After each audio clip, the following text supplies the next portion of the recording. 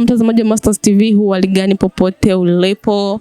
Bwana wewe, nilikwambia kwamba tuko location, tumekutana na Jay, tumeshapiga story na Jay. Sasa hivi tumemkaribisha hapa. Huyu kaka hapa sijui kama sura yake ni ngeni kwenu. Sio ngeni, maana kazi ya kuimba hivi anaijua sana. Sijui kazi ya kudensi au kazi tu ya kuhamasisha kuhusu Kristo, mambo ya Mungu ndo mambo yake.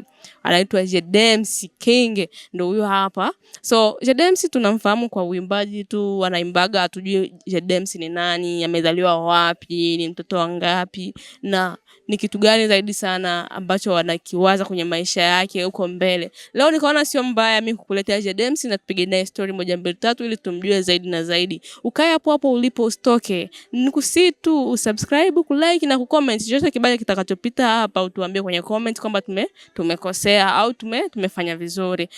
Nikusii kwamba ukae hapo hapo, tunaenda moja kwa moja kwa Jedemsi. Hali gani? Safi kabisa. Uko poa? Namshukuru Mungu. Jedemsi, majina uliopewa na wazazi wako?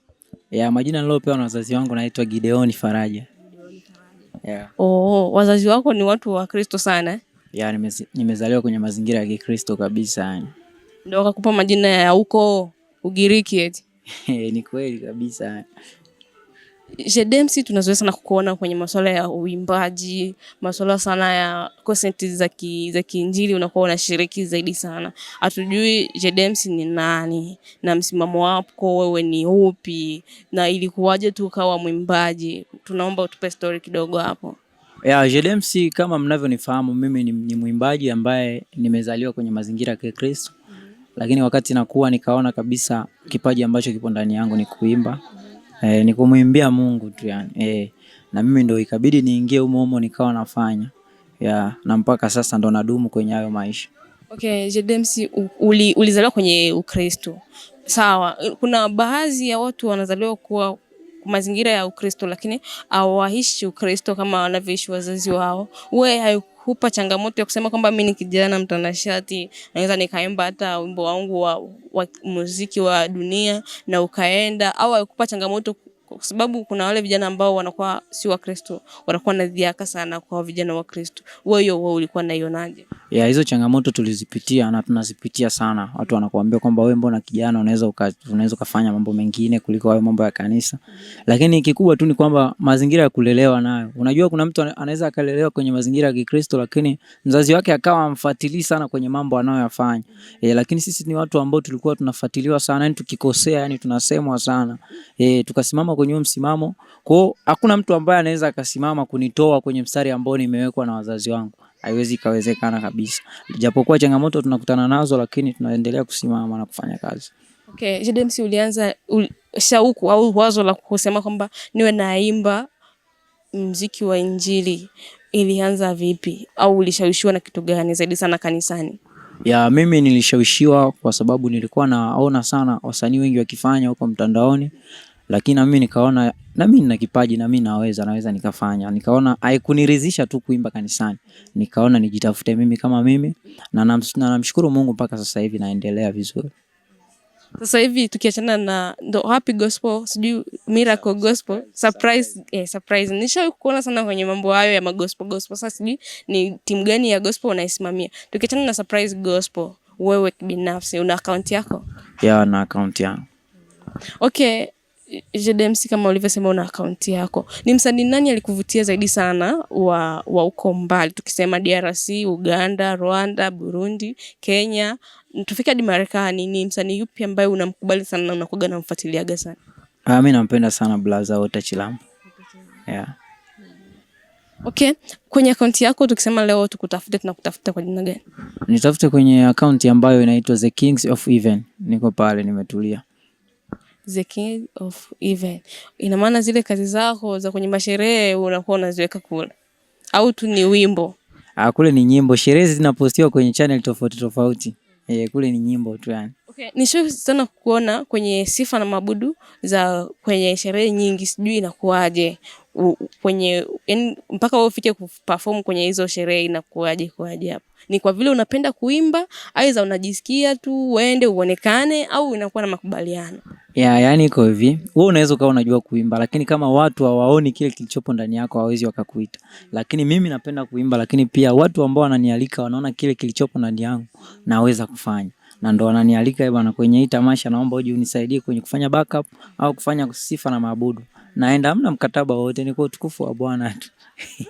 Okay, uko vizuri, eti kwa utukufu wa Bwana. Hakuna chochote labda cha soda, maji, hakuna hicho kitu kabisa.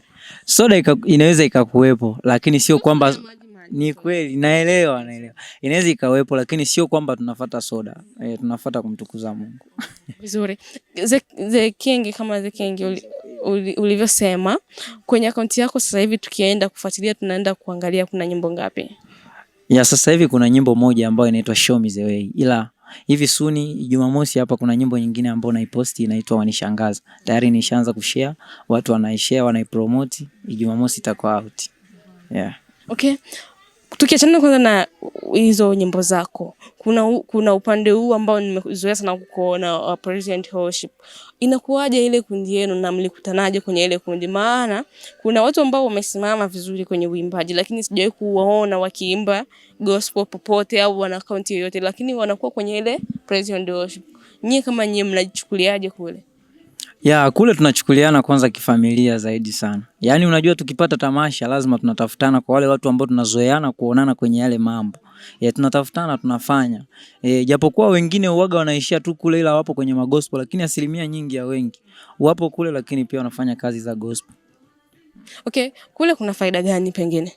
Faida ya kule ni kwamba utapata connection kwanza. Utapata connection ya tamasha nyingi. Mungu akikubless ukipata liteni lako linakusaidia kwenye maisha yako. Mambo kama hayo, lakini pia unaonekana mbele za watu, Mungu anakubali unachokifanya, pia na watu wanakubali unachokifanya. Ni kweli. Ndio maana mnafanyaga vile, si ndio? Ni kweli kabisa. Okay, twende sasa hapo in deep. Hapo kwenye account yako na kwenye kazi zako.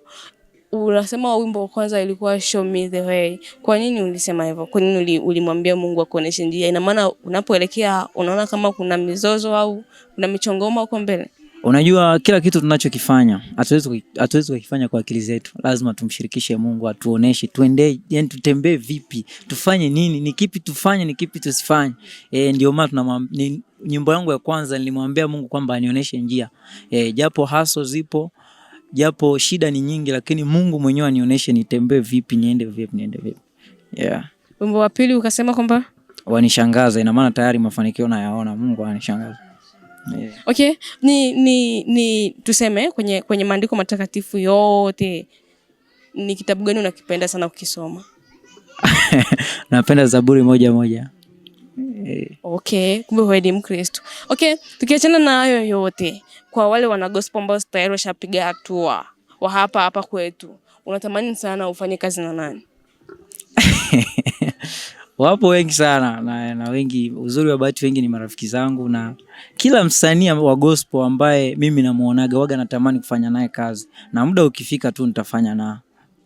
Uko under manage au hauna management yoyote? Mimi na management kabisa.